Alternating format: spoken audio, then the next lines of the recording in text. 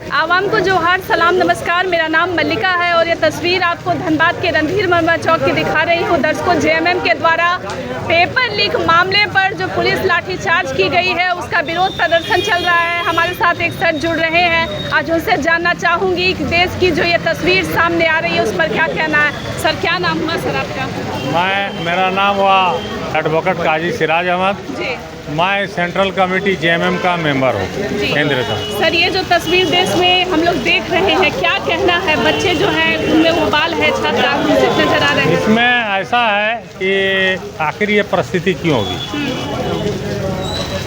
विपक्ष के जो नेता हैं राहुल गांधी, उन्होंने लोकसभा के अध्यक्ष माननीय ओम बिरला साहब से कहा कि हम इस पर स्थगन प्रस्ताव लाना चाहते हैं और बहस करना चाहते हैं। तो लोकसभा के हमारे अध्यक्ष ओम बिरला साहब, क्योंकि अध्यक्ष जो होते हैं वो पक्ष का भी होता है, प्रतिपक्ष का भी होता है, उन्होंने कहा कि मैं सरकार से अनुमति लूँगा तब इस पर बहस होगी। तो उन्होंने कहा कि आप विधानसभा लोकसभा के आप अध्यक्ष हैं, आपको इसमें परमिशन की क्या ज़रूरत है, आप इसमें लाइए और इस पर बहस किया जाए कि क्यों इस तरह की आज देश में अराजक की स्थिति हो गई। स्टूडेंट सुसाइड कर रहे हैं, कई मेडिकल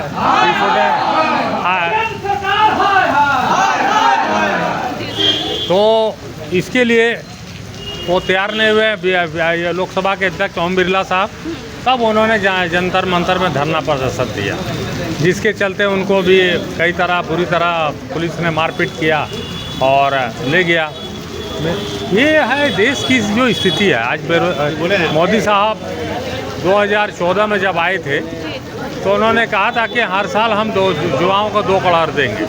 आज 12 बरस हो गया, ऐसा कुछ हुआ नहीं। तो हर साल इस देश में स्टूडेंट जो पीजी कर रहे हैं, मेडिकल निकाल रहे हैं, इंजीनियरिंग कर रहे हैं और कई तरह के कंपटीशन निकाल रहे हैं, उनको नौकरी नहीं मिल रहा है नहीं ना उस तरह का सरकार ने व्यवस्था किया है, जिसके चलते आज इस देश में काफ़ी अराजक की स्थिति आ गया है।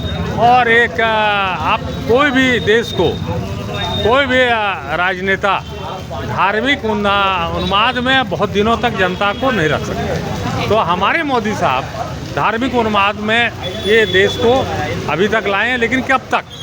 अब ये बेरोजगारी इतना फैल गया है, महंगाई इतनी बढ़ गई है, तो ये नेपाल की तरह स्थिति धीरे धीरे बन रहा है। हालांकि यहाँ वैमनस्यता इतना फैला दिया है, भाजपा ने इतनी जातीयता फैला दिया है कि अब धीरे धीरे लोगों का दिमाग जो अफीम का नशा चढ़ा दिया था वो धीरे धीरे उससे उतर रहा है और लोग सड़क पर उतर। कल अपने धनबाद में नज़ारा देखा, कोई जाति का नहीं था, छात्र थे और छात्र का कोई जाति नहीं होता है। वो हर पार्टी के होते हैं, सबका अपना भी यूनियन होता है, ऐसा का भी होता है। अखिल भारतीय विद्यार्थी परिषद के भी कल छात्र थे, कई तरह के संगठन विद्यार्थी परिषद में आए और उन्होंने अपना विरोध प्रदर्शन किया और ये जताया कि अब हम लोग पूरी तरह से यहाँ के पटना में भी रैली हुआ, दिल्ली में भी हुआ, मध्य प्रदेश में हुआ, छत्तीसगढ़ में हुआ, आपका उड़ीसा में भी हुआ, आपका नैनीताल में भी हुआ, कई जगह हुआ। तो अगर इस तरह का 74 का जैसे जेपी का आंदोलन हुआ था, अगर धीरे धीरे अगर छात्र आंदोलन पर उतर जाए तो कोई भी देश की सत्ता अगर वो भ्रष्टाचार में लिप्त है और अंधाधुन लोगों पर अत्याचार कर रहा है तो ज़्यादा दिन तक नहीं टिक पाएगी। निश्चित तौर पर उसका अंत होगा और छात्र और नौजवान जहां अगर जाग गए और वो सचेत हो गए तो ये देश की जो सरकार है जिस तरह से अपना हिटलर, ये लोकतंत्र नहीं है मैडम, ये बात सुन लीजिए, लोकतंत्र के अंदर में ये राजतंत्र चल रहा है। अभी वो ज्ञानेश कुमार का जो इलेक्शन कमीशन ऑफ इंडिया के चीफ कमिश्नर है, उनका 2 बेटी को आईएएस ले लिया और बंगाल में डिप्यूट किया, 2 बेटी को डायरेक्ट आईएएस लिया आपके जैसे, और उनका वहाँ पे बंगाल के टीएमसी सरकार को और जो इलेक्शन में अपने नतीजा तहस नहस करके चौपट कर दिया। तो आप इस तरह से ज़्यादा दिन तक ये आपका जो है ना ये हिटलर शाही नहीं चलेगा। जो संघीय ढांचा हमारा है, यूपीएससी से कंपटीशन होता है, बड़े बड़े इंटेलिजेंट जो मेहनत करते हैं 2-2 साल 1-1 साल रात जाग के वो आते हैं। अब ये अमित शाह वो डायरेक्ट ला रहे हैं, जिसको कहा जाता है लैटरल एंट्री। बहुत कम लोग जानते हैं कि लैटरल एंट्री किसको कहा जाता है।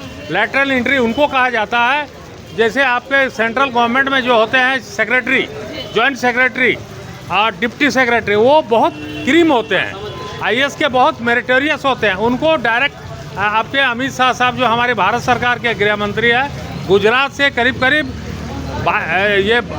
62 लोगों को लाया है और डायरेक्ट अपॉइंट कर दिया। वो कहाँ पे, वहाँ जो आपका लोकसभा है, यहाँ पे सेक्रेटरी होते हैं, कृषि सचिव, फाइनेंस सेक्रेटरी, ये सारे उच्च पदों पर उन्होंने डायरेक्ट आरएसएस के लोगों को बहाल कर दिया। ये बहुत कम लोगों को जानकारी है इस देश के लोगों को कि लैटरल एंट्री के तरफ डायरेक्ट आईएएस में उन्होंने उसको नॉमिनेट करके उनको, ऐसा आज तक इस देश में नहीं हुआ। कांग्रेस के सरकार में भी भ्रष्टाचार था, हम नहीं मानते, लेकिन इस तरह का डायरेक्ट अपॉइंटमेंट कभी नहीं हुआ।